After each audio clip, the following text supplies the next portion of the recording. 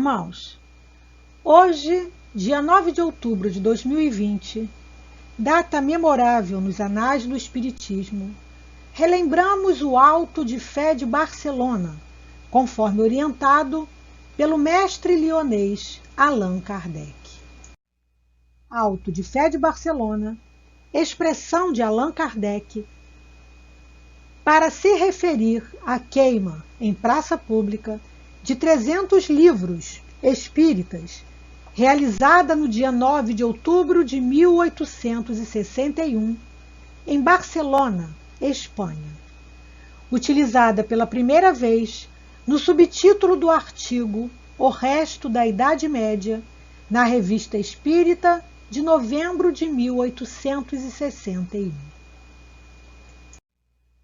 Ocorre que o famoso escritor e editor Maurice Lachatre, que estava nessa época estabelecido como livreiro em Barcelona, em comunhão com as ideias espíritas, pediu a Allan Kardec que lhe enviasse certo número de obras espíritas para as expor à venda e fazer propaganda da nova filosofia, que ele entendia que a doutrina espírita encerra em si os elementos de uma transformação das ideias, e a transformação nas ideias conduz forçosamente à da sociedade. As obras foram expedidas nas condições ordinárias, com uma declaração em ordem do conteúdo das caixas. À sua chegada, à Espanha foram feitos os direitos da alfândega, cobrados ao destinatário e arrecadados pelos agentes do governo espanhol. Portanto, a emissão das obras não tinha nenhuma alteração, não tinha nenhuma irregularidade. Porém, a entrega das caixas não aconteceu. O bispo de Barcelona, tendo julgado esses livros perniciosos à fé católica, fez confiscar a expedição pelo Santo Ofício.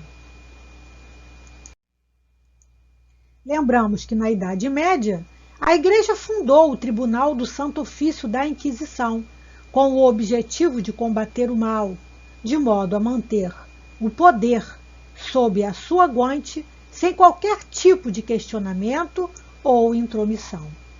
E na Santa Inquisição, o auto de fé constituía-se no evento promovido com grande pompa. Sua realização dava-se em espaço público ou privado, em que os condenados eram, não raro, queimados vivos, enquanto a população assistia àquele filme de horror impetrado em nome de uma fé cega e fanática. E assim foi o caso do Auto de Fé de Barcelona e a queima dos 300 livros espíritas. Na verdade, não foi um ato de fé, foi um efeito teatral da fé. O bispo fez a apreensão dos livros com a seguinte alegação: a Igreja Católica é universal, e os livros, sendo contrários à fé católica, o governo não pode consentir que eles vão perverter a moral e a religião de outros países.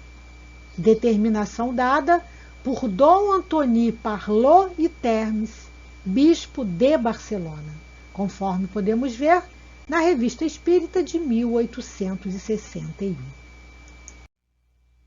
Assistiram ao auto de fé um sacerdote com hábito sacerdotal, empunhando em uma das mãos a cruz e na outra a tocha, um escrivão encarregado de redigir a ata, um empregado superior da administração das alfândegas, 3 serventes da alfândega, representando o proprietário das obras condenadas pelo bispo, e um ajudante do escrivão, como podemos ver de uma forma mais extensa na Revista Espírita de novembro de 1861.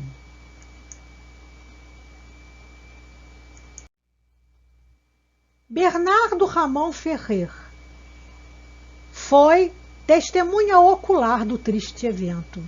Ele tinha 15 anos de idade quando assistiu o Auto de Fé de Barcelona. E mais tarde veio morar no Brasil. E nos conta que o padre e seus ajudantes se retiraram após o fogo consumir as obras sob apupos de numerosos assistentes.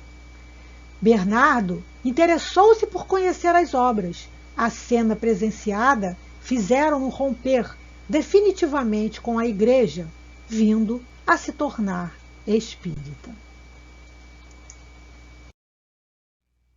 Afinal, podem queimar os livros, mas não se queimam ideias. Execução da sentença. Neste dia 9 de outubro de 1861, às 10h30 da manhã, sobre a esplanada da cidade de Barcelona, no lugar onde são executados os criminosos condenados ao suplício, e por ordem do bispo desta cidade, foram queimados 300 volumes e brochuras sobre o espiritismo, a saber, a Revista Espírita, diretor Allan Kardec, a Revista Espiritualista, diretor Pierre Hart, o livro dos Espíritos, o livro dos Médiuns, o que é o Espiritismo, por Allan Kardec, fragmentos de sonata ditada pelo Espírito Mozart, cartas de um catálogo sobre o Espiritismo, pelo Dr. Graham, a história de Joana d'Arc, ditada por ela mesma, a senhorita Hermance Dufour, a realidade dos espíritos, demonstrada pela escrita direta pelo barão de Guldens-Stubbe. Allan Kardec avaliou a situação e nos fala: graças a esse zelo imprudente, todo mundo em Espanha vai ouvir falar do espiritismo e quererá saber o que é. É tudo o que desejamos. Podem-se queimar os livros, mas não se queimam as ideias. As chamas das fogueiras as superexcitam em lugar de abafá-las. As ideias, aliás, estão no ar. E não há Pirineus bastante altos para detê-las. E quando uma ideia é grande e generosa, ela encontra milhares de peitos prontos para aspirá-las. Kardec recebeu uma aquarela feita in loco por um artista, representando a cena do Auto de Fé. Kardec recebeu também um livro dos Espíritos e nos escreve: uma parte das cinzas nos foi enviada. Ali se encontra um fragmento de O Livro dos Espíritos, consumido pela metade. Nós o conservamos preciosamente como autêntico testemunho desse ato de insensatez. A imprensa reagiu, comentou, periódicos como O Século, O Diário, La Corona, Diário de Barcelona, todos falaram a respeito do Auto de Fé de Barcelona, conforme pode ser visto na Revista Espírita, no número de dezembro de 1861. Os espíritos também falam a respeito do Auto de Fé. O espírito Dolé, livreiro do século XVI, nos fala: ficai certos, as fogueiras apagar-se-ão por si mesmas, e se os livros são lançados ao fogo, o pensamento imortal lhes sobrevive. Deves compreender quanto uma perseguição tão ridícula quanto atrasada poderá fazer o bem do progresso do espiritismo na Espanha. A queima dos livros determinará uma grande expansão das ideias espíritas e uma procura febricitante das obras dessa doutrina. As ideias se disseminarão lá com maior rapidez e as obras serão procuradas com maior avidez, desde que as tenham queimado. Tudo vai bem. Podemos ver esse texto no livro Obras Póstumas de Allan Kardec.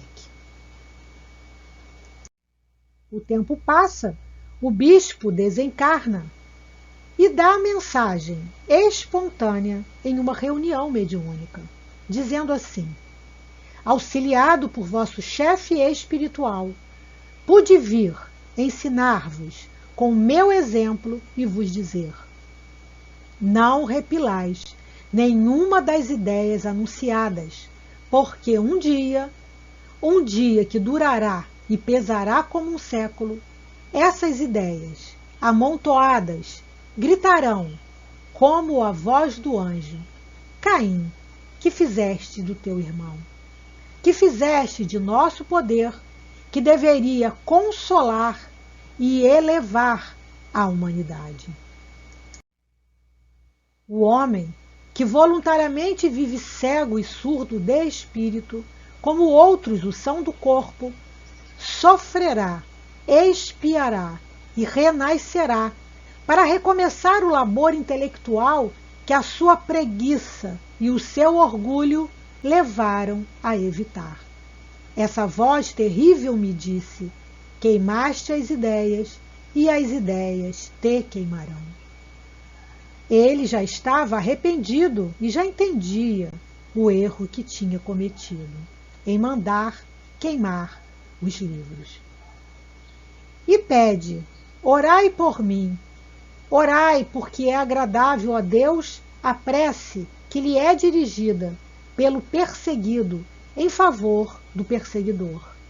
E assina: aquele que foi bispo e que não passa de um penitente, conforme pode ser visto na Revista Espírita de agosto de 1862. O tempo passa, a reencarnação, bendita em nossas vidas, oportunidade para o espírito imortal de crescimento, de reparo, age, e esse espírito reencarna no Brasil, no ano de 1917, em Uberaba, Minas Gerais, e também ocupa a posição de padre, sob a personalidade de Sebastião Bernardes Carmelita. Porém, meus irmãos, ele já era um homem transformado. Ele era o padre dos velhos e dos doentes, o mais ecumênico dos sacerdotes, aquele que viveu para servir, serviu enquanto viveu, conforme podemos ver no livro Ivone do Amaral Pereira, do Augusto Marques de Freitas, no item Padre Sebastião Bernardes Carmelita, o ex-bispo incinerador. No livro Ivone, a médium iluminada, Sestini também nos esclarece a respeito desse padre. No capítulo 6º, O Padre Espírita, Gerson Sestini nos fala que Sebastião Bernardes Carmelita tinha muita afinidade com o padre Germano, retratado por Amélia Rodrigues Soler no livro Memórias do Padre Germano. E foi por esse intermédio que ele conheceu a doutrina espírita e depois as obras de Ivone. A partir destas obras, se tornou crescente a sua admiração pela médium, e certo dia, tomado de grande emoção, ganhou coragem e lhe escreveu. E conta-nos, esse primeiro contato despertou lembranças no arquivo de memória extracerebrais de Ivone, revelando-lhe a última encarnação do padre. Foram muitas missivas trocadas entre o padre Sebastião e Ivone. Se comunicaram também pelo telefone.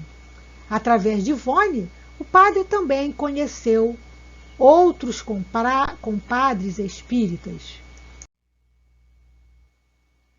Ele trocou cartas também com Francisco Thyssen, que pode ser encontrada exemplos no livro Voo de uma Alma. Ele era assinante do periódico O Reformador. Esse novo homem, ele tinha mediunidade de cura e atendia a todos que o procuravam. E tinha também a consciência de quem foi. Gerson Sestini o visitou mais de uma vez.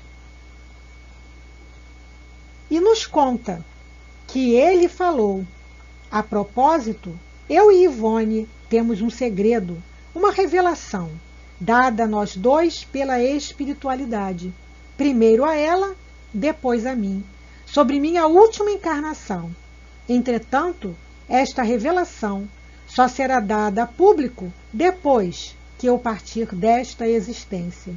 Vocês a conhecerão, meus amigos. Assim espero. E em fevereiro de 1981, o padre sofre um infarte e vem a desencarnar. Então, Ivone avisou que o padre tinha desencarnado. E também contou a respeito de quem ele era em reencarnação passada. E faz um comentário com Gerson Sestini.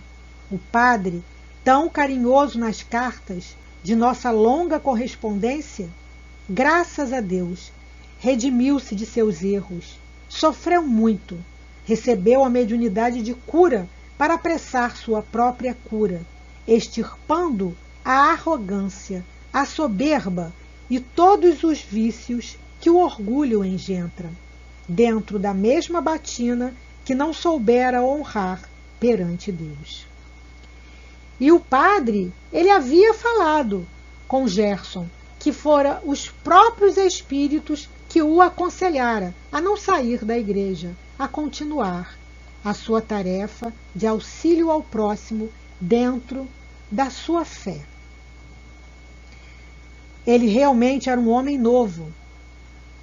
Na sua desencarnação, vários jornais e revistas falaram a respeito desse novo homem, dizendo: era, aliás, um modelo de generosidade e um exemplo alto de piedade.